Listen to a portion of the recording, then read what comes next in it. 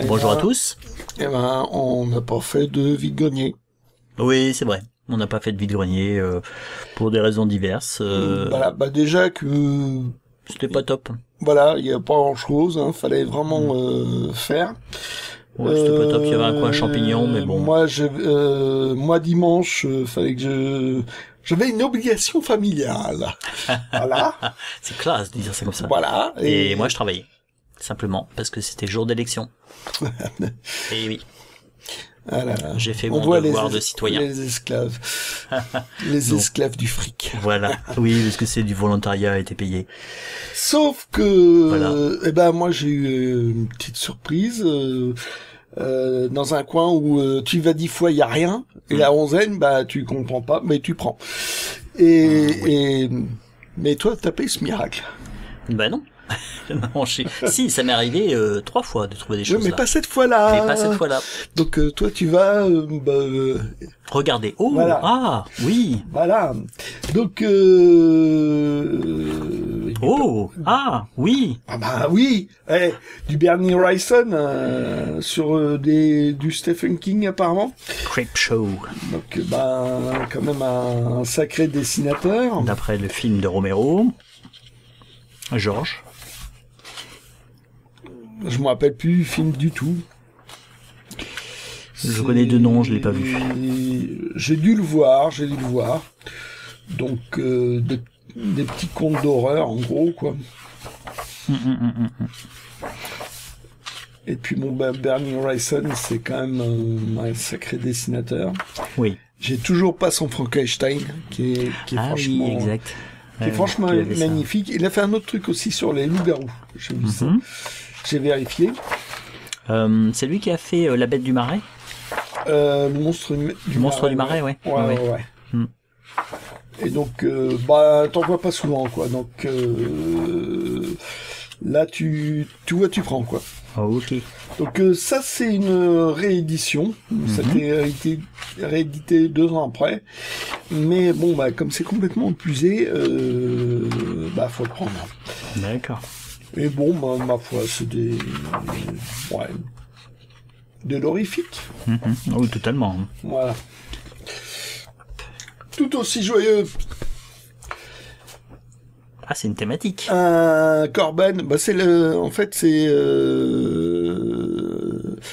en fait le vide-grenier permanent là. Oui, oui. Et c'était tout sur le même stand. Donc c'était le stand qui valait le coup, quoi. Ah ouais.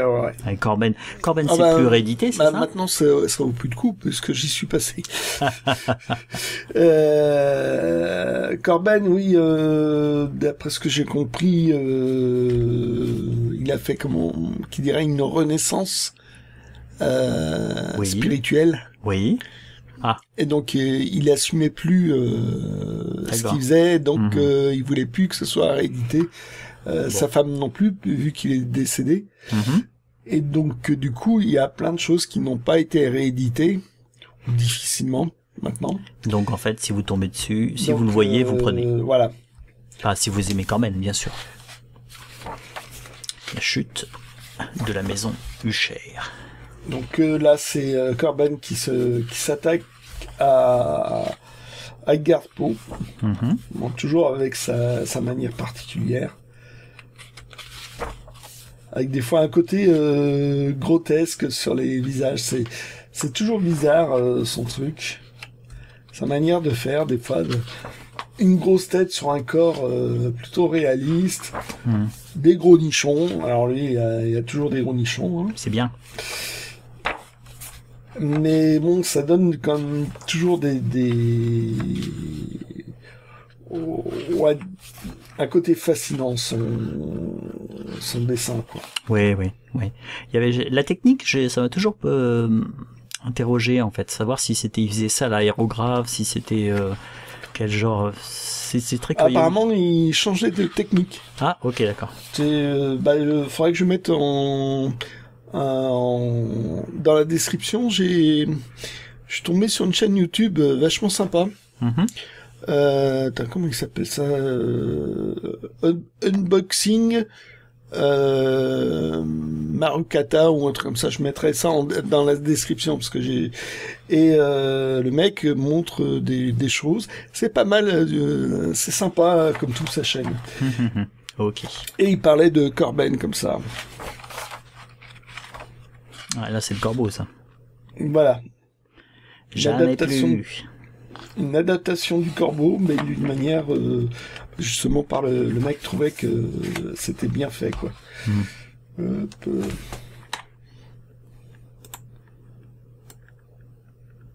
Hop.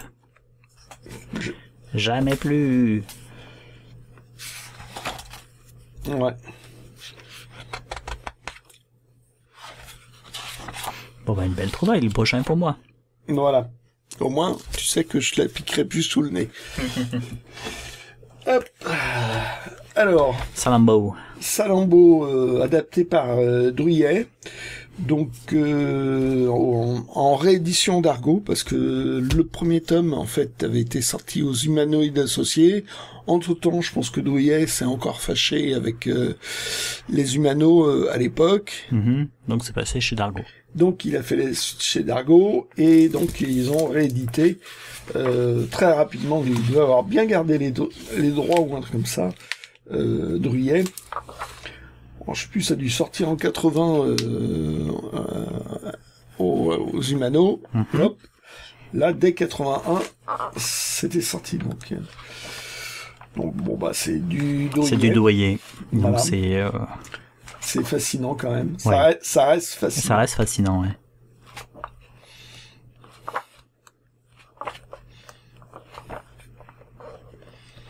Et bon, bah, j'avais l'édition Humano.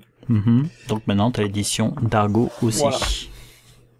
C'est pas la première sortie chez Dargo, mais bon, c'est le plaisir de la nouvelle couverture. Exact. Et Torpedo. Oh, t'en as trouvé un il y a pas très très longtemps, cette Torpedo. Ouais.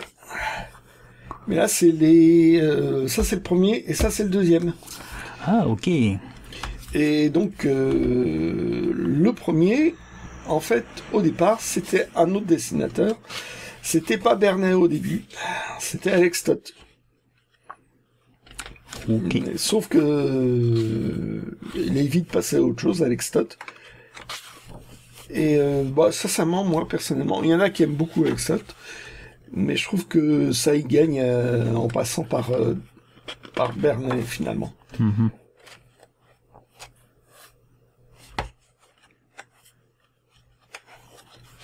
Regarde ça, cette case. Ouais. Elle est chouette, hein. Ouais. Et là, c'est pas encore un espèce de... Il est pas encore ridicule, là, dans le premier. Là, c'est un tueur. C'est... Ah, ça reste un tueur. Mais après, par la suite, il a un côté un peu abruti, quoi.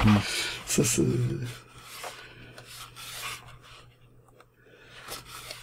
Voilà. En noir et blanc, je trouve que ça donne vraiment bien. Ah, Ça donne l'ambiance. Faut que ça reste en noir et blanc. Oui, il faudrait surtout pas le coloriser. Ouais, c'est comme Hugo Pratt, je trouve qu'il aurait pas fallu le coloriser. Et donc, ce deuxième, en fait, je l'avais. Ah ou. Je l'avais pas en super état. Bon, bah nickel. Je sais pas, il y avait des... Ouais, il s'est pris un coup de cutter. Bah, c'est bizarre, quoi. Et surtout, je sais pas si tu vois, là, il est pelliculé. Et là, il l'est pas. Là, il l'est pas. Mais c'est la même année. C'est la même année, c'est exactement le même... En gros, la même édition. Ouais. À l'intérieur, j'ai regardé de plus près, c'est la même chose. Et je me demande si en fait c'est pas un raté de l'imprimerie. Et qu'ils l'ont mis de côté. Qui a été évacué, que quelqu'un a récupéré. Ah, c'est possible. Avant que ce soit pelliculé. Ouais, c'est ça, c'est possible. Ça, j'ai déjà vu ça dans la grande ville, 2-3 bandes dessinées. Ça, je pense que c'était des ratages d'imprimerie. Bon, ben voilà, petite trouvaille sympa. Mais bon, elle elle est nickel comme ça. Donc ça valait le coup d'aller cette fois-ci dans le grenier permanent. Si on pouvait s'épargner les 10 autres fois où ça vaut pas le coup. Ça serait pas mal, oui. Voilà. Surtout qu'il n'est pas si facile que ça d'accès, en fait. C'est un petit peu excentré par rapport aux autres, coins à champignons. Et donc... plus ça va, moins j'y allais parce que... Bah oui, c'est vidé de chez vidé, c'est pas très intéressant. Ça valait pas le coup, sauf cette fois-là, où fallait tomber au bon moment. Et là, j'ai eu du bol. Ok. Ah, et il y a... petit truc. Et donc... Frankenstein. J'ai un trou de mémoire, c'est ce genre de truc, c'est un livre lu. Oui, c'est ça, livre lu. Hein. Livre lu, donc le texte intégral en KPKV, ça c'est du MP3. Ça en MP3, donc ça permet d'avoir que deux CD. 2 CD. Ah, ils sont là. Non, mais j'ai commencé à l'écouter. Ah, ok, d'accord. Je me dis, tiens, il en manque un. Ah, c'est un boîtier 3 ou un boîtier 4, boîtier 3. Trop place dans ton boîtier. Ouais. Et qui est-ce qui a édité ça? Non, c'est plus que moi de ce côté-là. AU Ovidis? Je sais pas. Attends, je regarde ça. Bon, c'est Frémo, ok. Frémo et associés. Donc, ils ont effectivement ont des livres lus dans leur catalogue. C'est un éditeur en fait qui se passionne pour tout ce qui est la sauvegarde des documents sonores. Donc ils étaient en contact avec beaucoup de collectionneurs et ça leur a permis de passer en format CD beaucoup de 78 tours, de vieux documents sur du vieux jazz, sur des musiques du monde, et ils ont un petit catalogue aussi sur des livres lus. Ouais, là c'est pas du vieux document, mais bon, avoir le texte de Frankenstein par Mary Shelley, ça vaut le coup. Je vais pas le lire tous les jours. J'ai déjà lu une fois ou deux, je sais plus. Donc tu l'écoutes tranquillement. Donc voilà, pendant que je bricole. Ok. Bon super. Bon voilà, c'était sans vide-grenier, j'ai réussi à me débrouiller. Et toi? Moi je me suis pas débrouillé parce que j'ai rien acheté. Ah bravo. Voilà. Donc on va peut-être on va vous souhaiter une bonne semaine.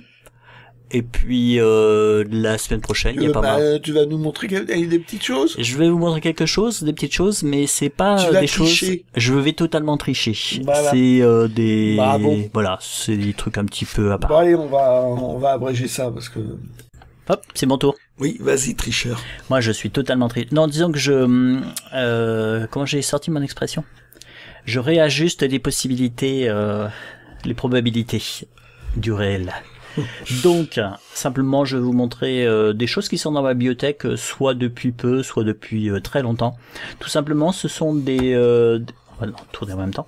Ce sont simplement des bandes dessinées ou des livres que j'ai lus gamin et que j'avais adoré, qui m'avaient vraiment un petit peu créé un imaginaire et en fait que j'avais fini par oublier, mais qui restait un petit peu dans un coin. Mais surtout, c'est que j'avais oublié le titre, j'avais oublié l'auteur. Je me souvenais vaguement de l'histoire. Et soit je suis retombé dessus par hasard, soit en fait c'est en cherchant sur internet que j'ai fini par retrouver ce que c'était et que j'ai fini par chiner. Donc là c'est une série, alors c'est une série, c'est Saucisson Smith, il y a eu 2 histoires, c'est sorti chez Garnier par Christian Gou. Je ne connais pas du tout qui est cette personne, mais j'avais bien aimé l'histoire, puis l'ambiance qu'il pouvait y avoir dans ces bandes dessinées. Donc vous voyez, hein, ça c'est totalement oublié, mais l'histoire est assez rigolote. C'est déjanté par rapport à un quartier qui serait caché dans une ville et qui est un petit peu mythique. Et les personnages étaient vraiment déjantés. Et donc c'était, il y avait une ambiance très sympa. Alors bien sûr, en fait, il y a des séries comme Astérix, Lucky Luke, Spirou, Tintin. Bon, ça, j'ai jamais oublié. Je les ai rachetés, je les ai chinés, j'ai cherché les éditions un peu rares. Mais là, le plus dur, ça a été déjà de retrouver ce que j'avais aimé gamin. Donc il y a cette histoire. Là, il est pas du tout recherché. mais en même temps, il est pas si courant que ça. Et quelque part, en fait, c'est un petit peu la joie d'un collectionneur de trouver des choses. Bon, le reste c'est facile, hein, vous allez sur internet, mais des fois il y a des albums qui ne sont pas recherchés, mais qui sont pas si courants que ça. Et donc ça c'est rigolo. Donc ça, si vous voyez ça quelque part dans un vide-grenier, moi je vous encourage à le prendre, parce que c'est vraiment totalement farfelu. Là, c'est une maison qui est faite en tricot, et donc l'histoire est totalement déjantée. Et il y a 2 histoires, alors c'est plutôt celle-ci qui m'avait plu à l'époque. Donc voilà, on va s'arrêter ici, comme ça vous aurez la surprise de la fin. Saucisson Smith, donc c'était sorti chez Garnier dans les années 70. Et c'était sympa. Alors le deuxième, en fait, ça c'était dans Femmes d'aujourd'hui. On lisait cette série dans Femmes d'aujourd'hui avec mon frère. Et ce qui était en fait assez intéressant, c'est que... C'est que ta mère était abonnée à Femmes d'aujourd'hui. Oui, c'est ça. Ma mère était abonnée à Femmes d'aujourd'hui. Il y avait des piles et des piles dans un placard. Et cette bande dessinée là, donc Ramiro, ce qui était amusant, c'est que à un moment donné, je savais plus ce que c'était comme série. Je sais que ça se passait en Espagne et qu'il y avait tout le temps une planche de BD et une planche où il y avait des informations sur voilà, sur les rois Visigoths à l'époque de la conquête par moment d'un djihad, la conquête de l'Espagne et la fin des royaumes Visigoths. Et donc il y avait un côté vraiment archéologique qui m'a vraiment fait découvrir le Moyen-Âge, et il y avait les bandes dessinées. Alors en fait, comme c'était une planche par une planche, en fait finalement pendant des années j'avais un vague souvenir d'un truc que je comprenais même pas, parce que c'était pas du tout de mon âge déjà. Mais voilà, il y avait des batailles, il y avait des flèches, il y avait un côté vraiment film avec qui se passait au Moyen Âge. Ça, il y avait de l'action, donc une planche hein, juste. Hein. Et ce qui fait que j'avais adoré. J'ai mis un petit peu de temps. C'est mon frère qui se souvenait, qui est un petit peu plus grand, qui se souvenait de la série et qui a pu m'aiguiller. Donc c'est Vance. Hein. Donc vous retrouvez le type de personnage. C'est toujours le même type de héros. Hein. Que ça soit, ça pourrait être indistinctement Tress, ça pourrait être indistinctement Bob Moran. Là c'est Ramiro. Hein. C'est le héros éternel. C'est un petit peu comme dans les aventures de Morcock. Tress avec des cheveux. Ouais, c'est ça. Et il est sans tatouage. Sans tatouage. Alors cette série-là, elle est beaucoup plus connue. C'est Philémon. Bah, donc en fait, Philémon, là, c'est voilà, c'est une série que j'adore. Et ça, c'est resté dans un coin de ma tête pendant des. Ah bah. Ouf. Excusez du peu. Excusez du peu. Ah, j'ai pas fait exprès. Ah, j'ai pas fait exprès. Ah, j'avais oublié qu'elle était dedans. Ah oui. Alors ça, c'est un souvenir. C'est de temps en temps comme ça, Philémon, ça revenait. Simplement, c'est un souvenir d'Angoulême, ça. J'avais été à Angoulême quand j'étais gamin. C'est ma mère qui était super sympa sur ce coup-là, m'avait emmené à Angoulême, et Fred qui était super sympa avait fait une petite dédicace sur un bout de canson 87. Ah voyons, ça ne rajeunit pas. Et donc là je l'ai mis dedans. Et là c'est donc on revient à Philémon proprement dit. Bah c'est une série où c'est un gamin qui... C'est un truc onirique. Totalement onirique, où en fait farfelu, c'est farfelu, reculé. Surréaliste. Voilà. Là il y a l'histoire, il discute avec son âne, il y a des bouteilles qui apparaissent dans un puits. C'était un dessin bizarre pour l'époque. Totalement bizarre. Hein. Et là, vous voyez, il tombe dans le puits, il se retrouve dans l'eau, il croise un requin, et en fait, il va se retrouver sur une île, il y a 2 lunes, et là, il y a des horloges qui montent, qui poussent. Ouais, c'est totalement fou, hein. C'est une histoire qui est totalement folle, et qui a une sorte de logique, mais qui est en fait pas une logique comme nous, mais en même temps, c'est totalement farfelu. Si vous connaissez pas, je vous encourage à lire. Ça passe sous sa casse, hein. Soit vous allez dire, mais c'est totalement fou, ça me plaît pas. Soit en fait on est un petit peu fasciné par cette série. Alors comme je les achète que de temps en temps, je les lis, je les oublie un petit peu, je les relis. J'ai même pas tout. Ils sont assez difficiles à trouver en vide-grenier. Ouais. Ils ont été réédités en grand format, mais bon, je les recherche en fait dans ce format-là, bien sûr, si c'est possible en édition originale. Il doit m'en manquer 5, 6 peut-être, toute la série. Ah oui, quand même. Oui. Ah ouais. Ah ouais, je l'ai pas terminé cette série. parce que bah il meurt à la fin. oui. Et parce qu'en fait, à la petite bibliothèque de ma ville où je les lisais, ils avaient pas tout. Bon, déjà parce que la majorité n'était pas éditée et n'était pas encore sortie. Et ils avaient pas tout, donc il y a vraiment j'ai une petite préférence par rapport à ça. Alors ça, c'est ce petit manège là, ça m'a obsédé pendant. Je l'ai fait en céramique. Ça. Ouais. J'ai fait celui-ci, j'ai fait celui-là qui est dans mon jardin, qui a l'émail s'est barré parce que je l'ai laissé tout l'hiver, donc c'est un peu naze. J'ai fait celui-ci qui s'est cassé parce que je suis hyper maladroit. Et j'ai fait ouais, j'ai fait les trois parce que l'idée c'était de faire le manège en céramique, tout ça. Mais comme je suis pas maladroit, j'ai fini par tout casser. C'est un petit peu voilà, c'est comme ça. Mais c'est pas grave. Voilà. Et on se console comme on peut. Oui, oui, oui. Le dernier, c'est ceci, c'est un livre pour enfants. Donc je l'ai, j'avais le vague souvenir. Alors ça, je crois que c'est celui qui a été le plus dur à retrouver. Je me souvenais de l'histoire. Oui, c'est incrusté dedans. Il a fallu vraiment que je farfouille. Et puis un jour, en fait, à la grande ville, je passais dans un dépôt-vente par hasard et je suis tombé dessus. Je dis, ah, mais c'est ça. Voilà. Et ce qui fait que comme maintenant j'avais l'auteur, j'avais le nom du héros, j'ai pu trouver les autres, parce qu'il y en avait plusieurs. Donc c'est une ambiance, en fait, là aussi, hein, c'est totalement farfelu. C'est quelqu'un voilà, qui est poinçonneur dans le métro, mais qui, en fait, avait d'autres visions, aurait voulu être plein de choses, explorateur, plongeur, Père Noël, pompier, mais en fait, il s'ennuie, et en fait, ça lui va pas, quoi. Et donc, j'avais trouvé vraiment toujours ce dessin totalement farfelu, très très beau, et le personnage en fait en lui-même qui est bricoleur, qui est un peu rêveur, ça faisait, je trouvais ça sympa. Puis c'est la présentation aussi était sympathique. Et voilà, il avait un héritage, il avait une ruine, et en fait il finissait tout doucement par acheter, rebâtir sa maison. Voilà, un côté facteur cheval quoi. Ou ouais, c'est ça. Comme ça. Et en fait une maison totalement farfelue. Avec et c'est peut-être que à un moment donné j'avais l'ambition d'être architecte jusqu'au moment où il a fallu que j'ai découvert qu'il fallait travailler pour être architecte, c'est scandaleux. Donc voilà, j'aimais bien cette ambiance. Et ce qui fait que c'est les illustrations, les livres pour enfants avec des belles illustrations, ça a été aussi une de mes collections à un moment donné. J'aimais bien jeter un coup d'œil et puis essayer d'en trouver. Mais quand j'ai retrouvé celui-ci, oui, c'est vraiment un des livres qui m'a donné envie de collectionner un petit peu les livres pour enfants. Alors je me soigne, hein, je vous prie. Et là, voilà. Donc ils vont faire des immeubles. Il est exproprié, mais il refuse ça. Alors il y a les ouvriers du coin qui se moquent un petit peu de lui. Ouais. Donc il finit par créer une sorte de dragon pour effrayer les ouvriers. Et en fait, ils finissent par intervenir pour le chasser de sa maison et lui construire une tour. Et ça finit comme ça. Totalement un peu rêveur. D'accord. Voilà, ça date de 67, hein, le bouquin. Ah, quand même.